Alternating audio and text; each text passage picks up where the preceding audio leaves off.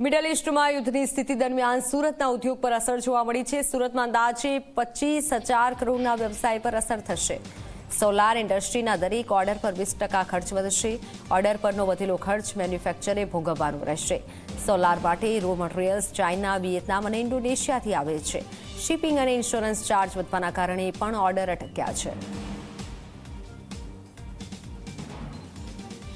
અસર જે થઈ છે તેની અંદર એક તો શિપિંગ જે રો મટીરિયલ જે ઇમ્પોર્ટ થાય છે તો તેની અંદર શિપિંગ લાઇનની કોસ્ટ એકદમ જ વધી ગઈ, જે લગભગ $600 થી $900 હતા તેના અત્યારે $3,000 થી $4,000 કોસ્ટ થઈ ગઈ છે। એટલે એ એક બહુ મોટી અસર જેનાથી થઈ છે। આશરે 25,000 કરોડના ઓર્ડર્સ જે છે અત્યારે સુરતની ઇન્ડસ્ટ્રી પાસે હાથમાં છે, જે આવતા 3 મહિના માટે ઓર્ડર જે પ્રોસેસ કરવાના છે। આ ઓર્ડર પર એ શિપિંગ કોસ્ટની ઘણી મોટી અસર અત્યારે દેખાઈ રહી છે।